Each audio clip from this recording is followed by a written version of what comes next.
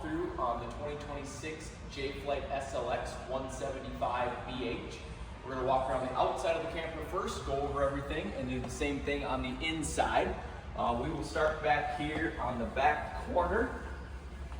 We're going to start with your stabilizer jacks. On this particular unit, you have two stabilizers, both on the back on either side.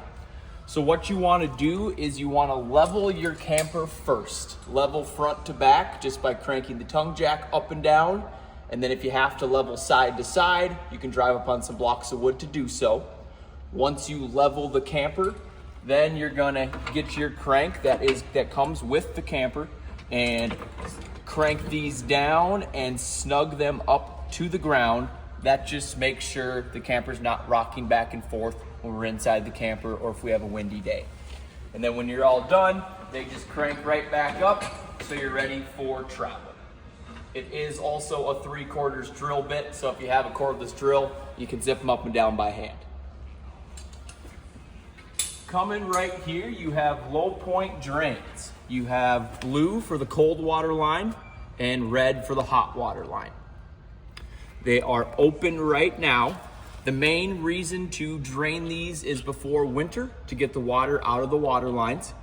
Or if I'm not gonna camp for a while, I do like to open up my water lines and drain the water. If you let it sit in there, it just gets kind of stagnant and smelly. So it's a good practice to get used to, is drain those whenever I'm done camping. And when I'm done draining them, they just close right back up and we're ready to go for the next camping trip. Right here on the wall is just the exhaust for the furnace. There's nothing you have to do outside here. The furnace does get hot out here, so just be careful running the furnace.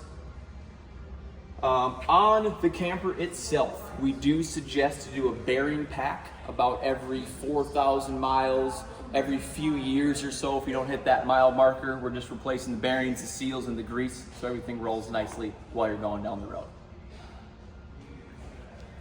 Up top here is your exhaust. You have an exhaust fan inside for while you're cooking. This just vents everything out. So all you're doing to open up is pull down on this knob there, and that's open. You can leave it open during the camping season. It is screened in. You're not gonna get bugs flying inside, so it's totally fine to leave it open pretty much at all times. If I do wanna close it, that just pops back up, and now we're closed and ready to go.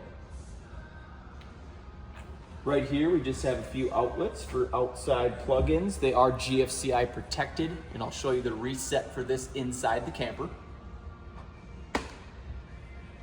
Coming to the door here, so we have your nice handle for while you're camping. When you're traveling, the handle lifts up and you can fold it this way or lift up and fold it across the door.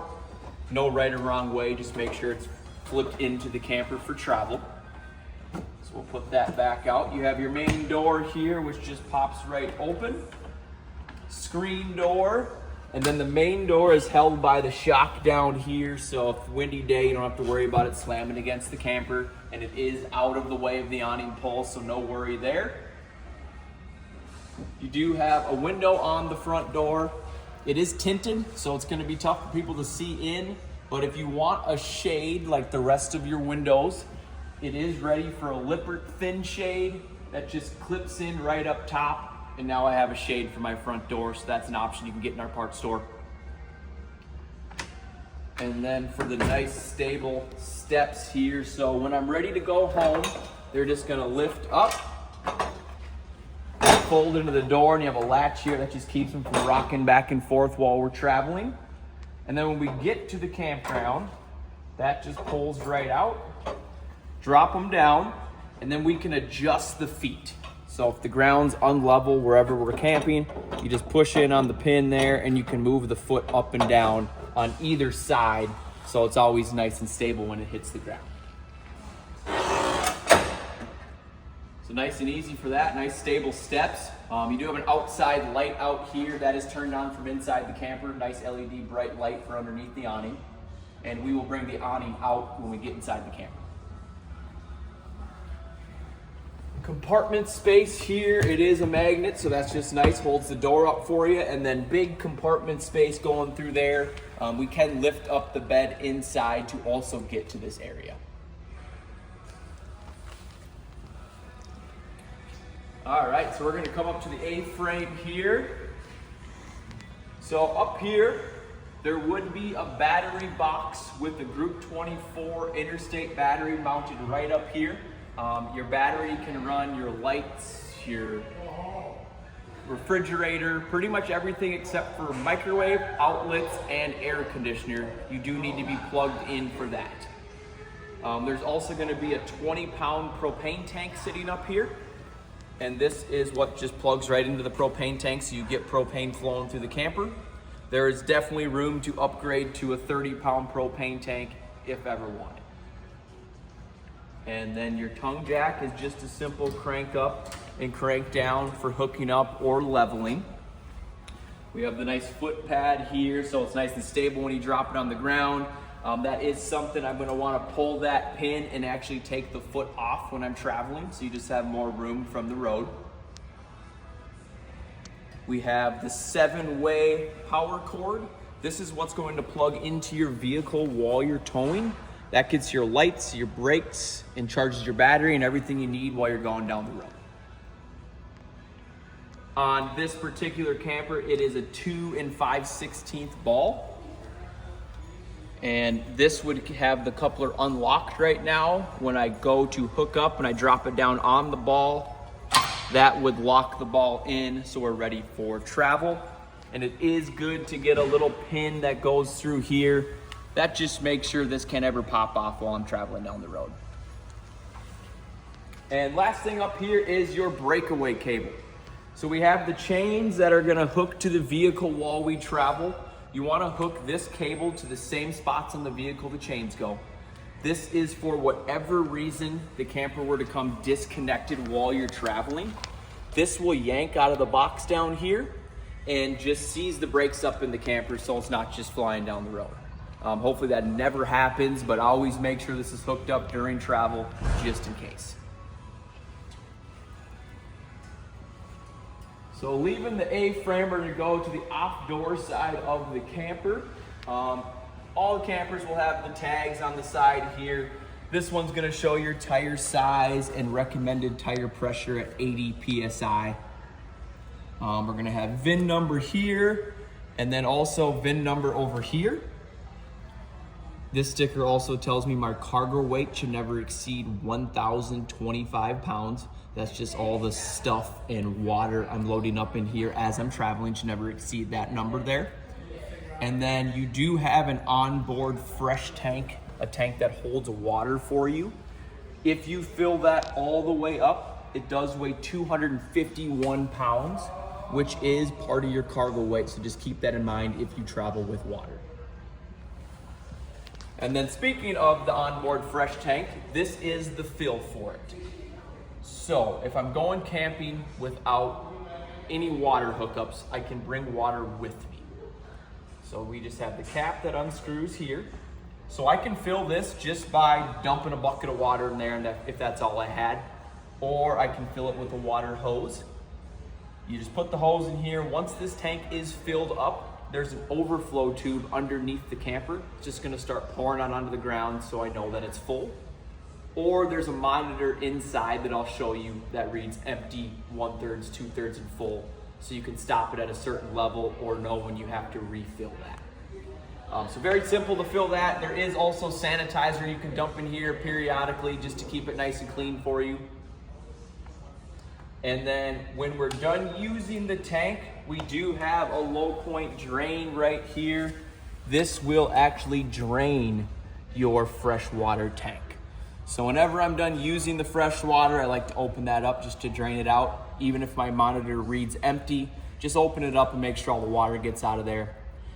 If you don't use your fresh tank, you do not have to worry about the drain, because the only way to get water into that tank is directly through this hole right here. Moving down, this is where your 30 amp power cord goes. So I will disconnect it just so we can see what we're talking about here. That just unscrews from the camper, and then the cord pulls right out.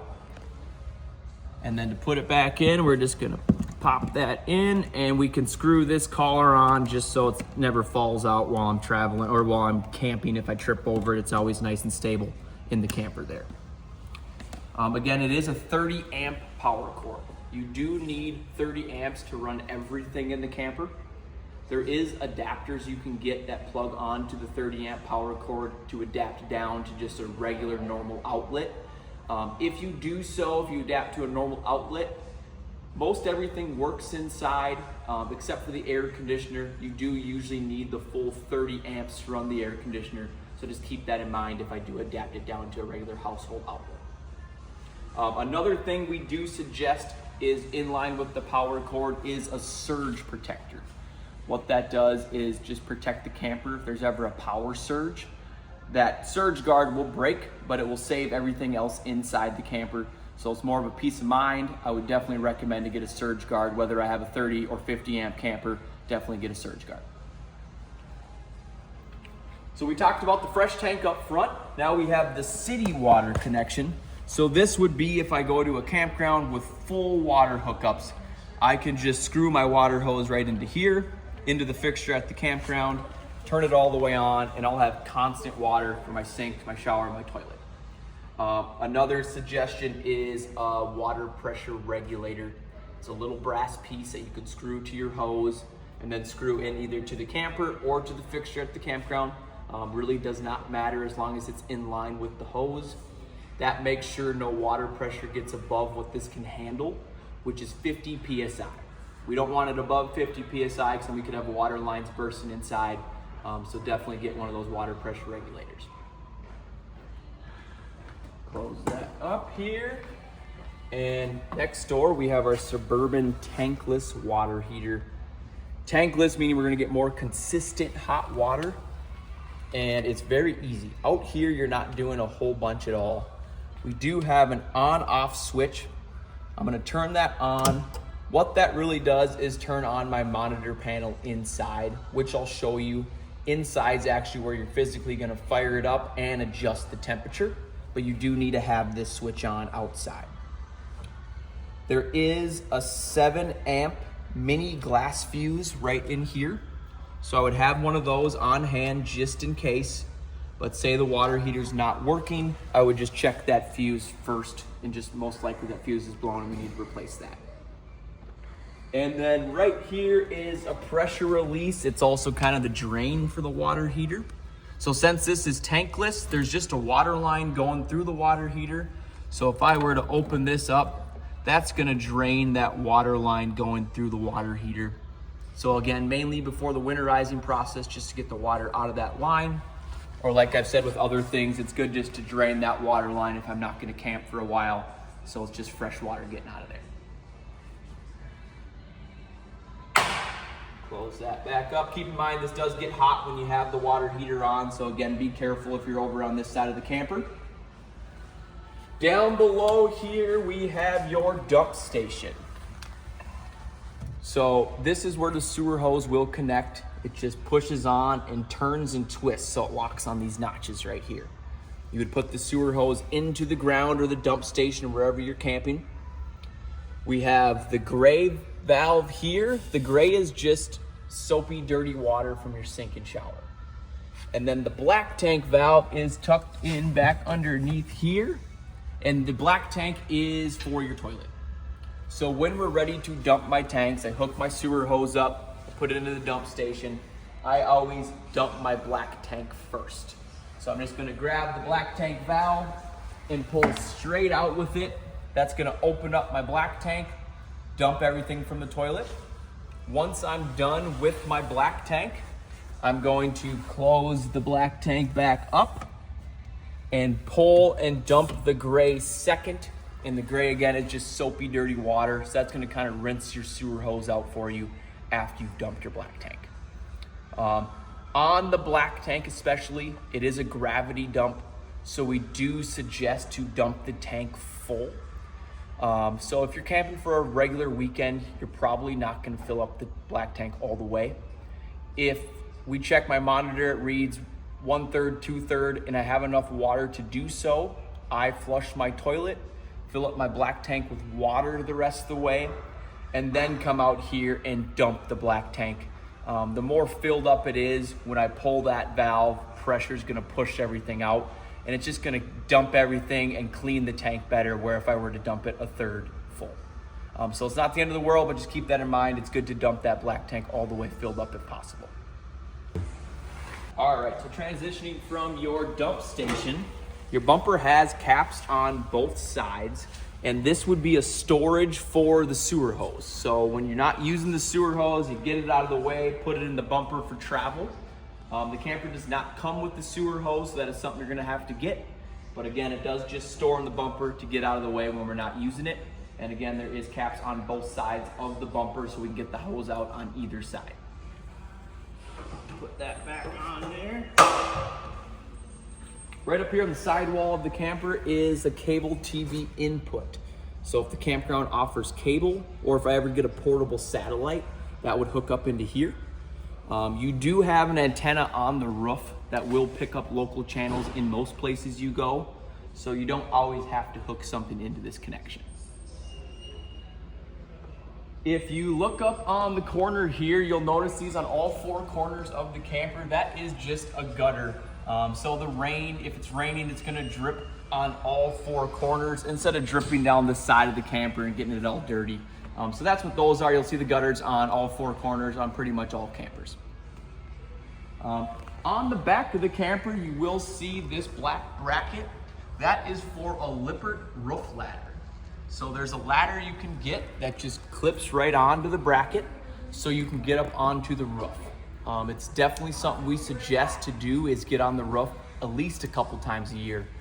We have sealant around all of our vents up there, so you want to check the seals. If there's any cracks in those seals, reseal it with self-leveling roof sealant. Also, the roof is a rubber roof, so over time from sun damage, the roof would dry out. So to prevent from that, there's a rubber roof wash you can get, which will clean the roof, but also condition it so it doesn't become soft or brittle or cracking over time. So I would definitely suggest to get on the roof, at least check it a couple times a year, and then do that roof wash once a year. And then that roof's gonna last you a good long time. The roof is 100% walkable too, so don't be nervous while we're up there. Also on the back of the camper, you'll see right in the middle is that other black bracket. That is for a backup camera. It is all wired and ready. It's ready for a Furrion backup camera or a VisionWorks backup camera. They both wire in the exact same, and it's pretty much just a plug and play because all the wires are there ready to go. And on the bumper itself, we do have a full-size spare tire. So the spare tire, that's for if you ever get a flat. It's just connected to the bumper by those U brackets, so you can always move the tire, take it on and off, whatever you want to do. Just keep in mind, the camper does not come with a jack or tire iron to change a flat tire, but usually whatever you have with your vehicle would work just fine to change a flat. And then also tucked down on the bumper there, we do have a propane quick connect. What that is for a camping grill. So instead of bringing my own propane, I can just get a grill with a quick connect and use the propane I already have connected to the camper. So again, I'm not having to bring my little green bottles of propane. We can just connect right to there. All right, now we are inside of the 175 BH. Right when we walk into the door, this is kind of some of the main controls here. So we do have a few light switches. This first switch is going to turn on and off your outside light right out here. The second switch is going to be your ceiling lights. The ceiling lights also have buttons on them, so you can turn them on and off by hand, but then keep in mind they're not with the switch anymore. And then there will also be lights throughout the camper that are just on and off by hand.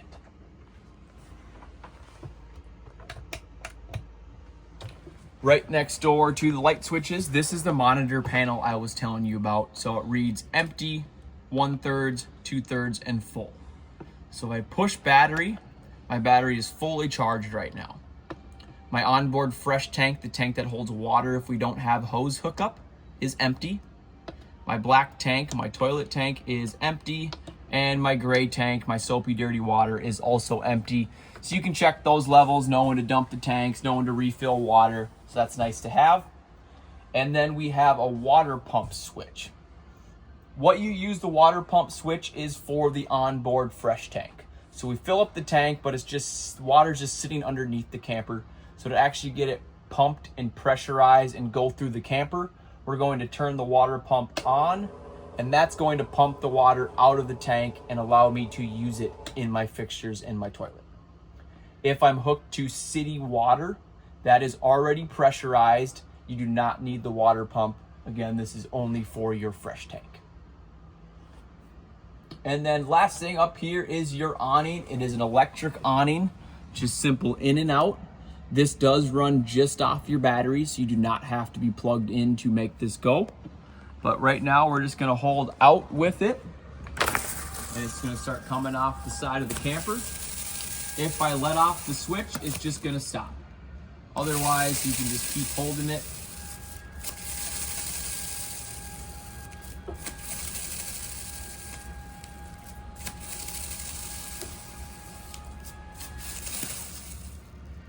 So nice and easy, and then back in, we're just gonna hold in.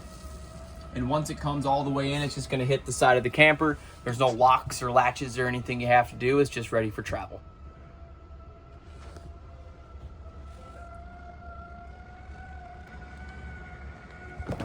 Nice and easy.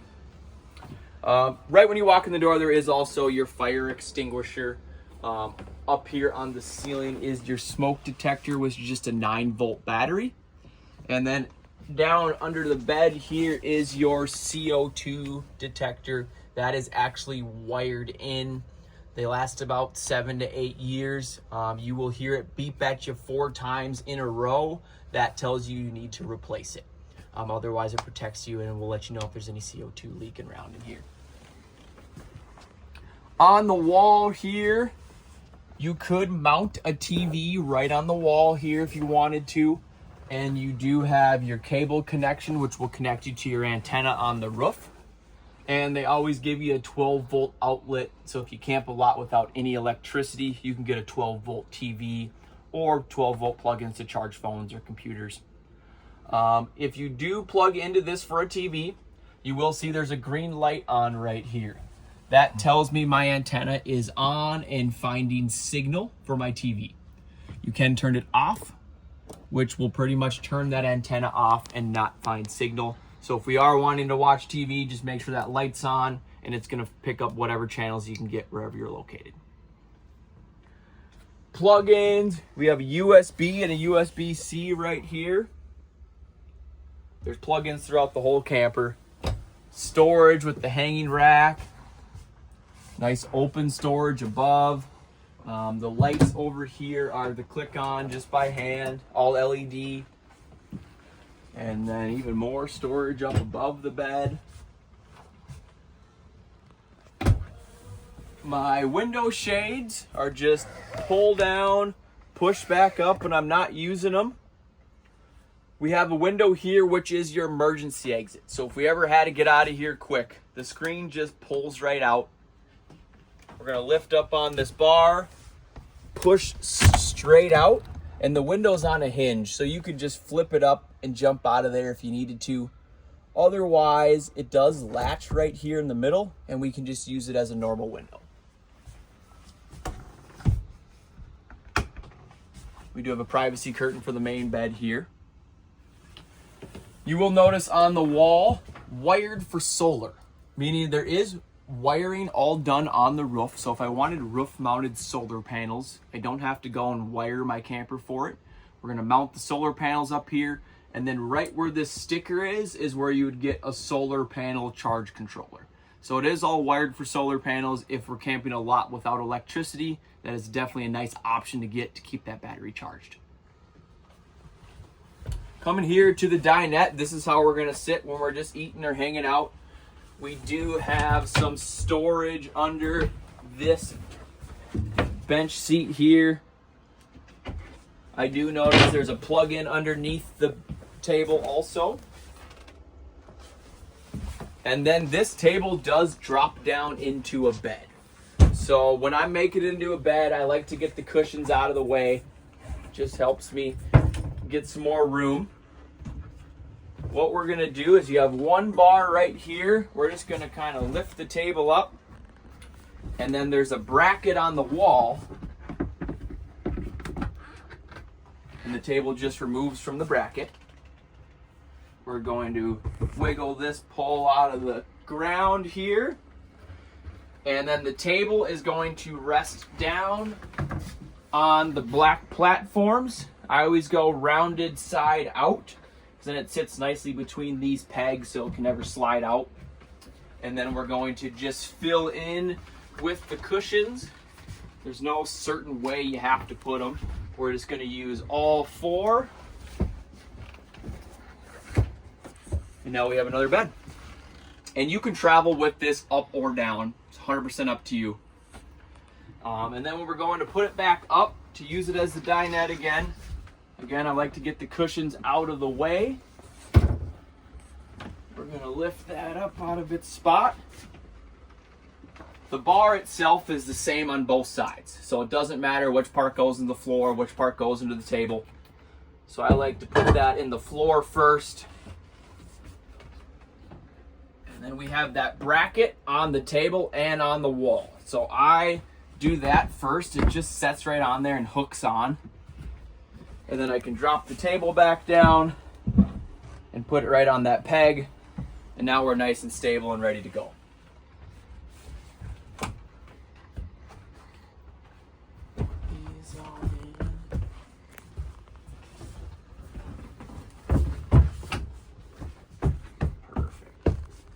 Do have a few more storage cabinets up here, same shade as what we looked at earlier, just the pull down and push up. And then this window we're just going to unlock and it slides right over, so you have good airflow coming through the camper. Close, and the latch to lock it up.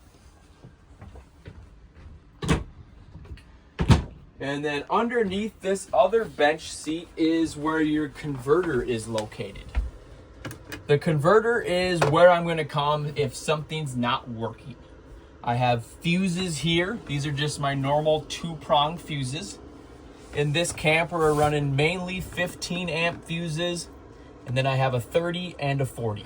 So I would just keep those on hand just in case, along with that 7 amp mini glass fuse I have for the water heater outside. And then we have resettable breakers. So hopefully we're not in here a whole lot, but if something's not working, this is the first place I'd check. Hopefully it's just a fuse or a breaker we have to reset. And you will hear a fan in here. That's just keeping everything cool. And the nice thing about these new campers is they come with the auto detect converter. So if I ever got a lithium battery, I can use the same converter and it will auto detect that I changed my battery to lithium, and that's all we have to do. So there's no replacing converters anymore. They're all ready to go for both lead acid or lithium batteries. Up here, just your bunk beds, nice and easy. Mattresses do remove if we ever had to take them out. And then under this bottom bunk, we do have a decent amount of storage under there. And you will see there's plug-in under here, and then another emergency exit just like I showed you by the main bed.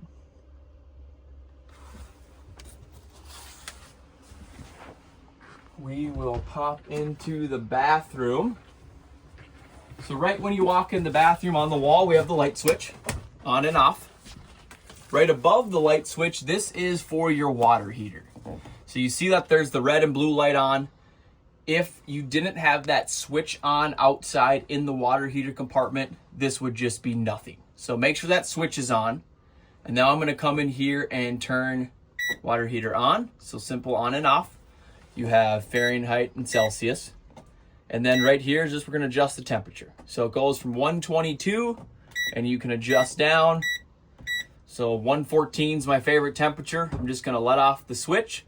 And now my water is going to start heating up to 114 degrees. The main screen will show you the temperature on the outside of the camper. We're running about 73 degrees. And then when I'm done camping, done using it, you can just push that power button and cut it all down. Up here on the roof in the bathroom, you do have a vent that opens up. So on this one, you're just going to pull down on the handle and it just lifts right up. And when I'm ready to close it, just like that.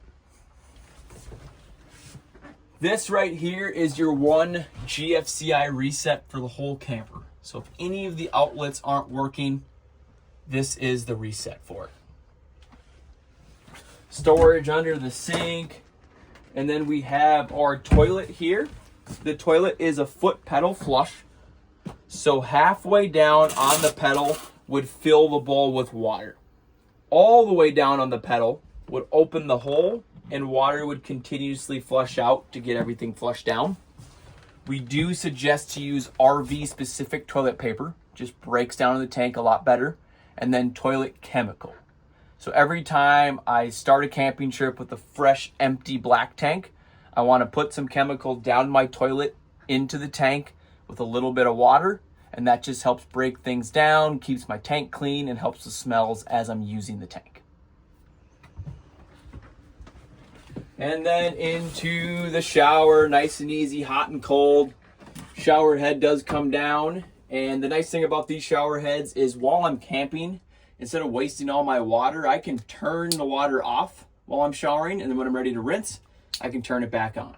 So it just helps preserve the water, especially if I'm using my fresh tank.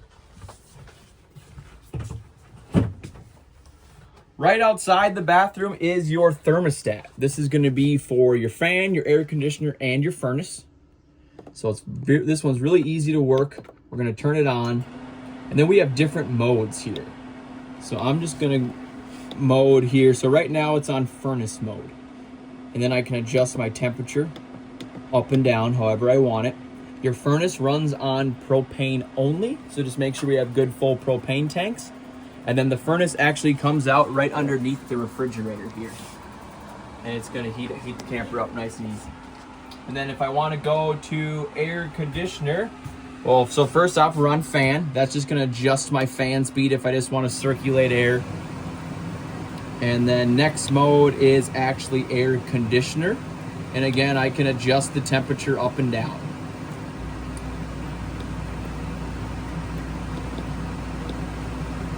Turn that off. When we have the air conditioner on,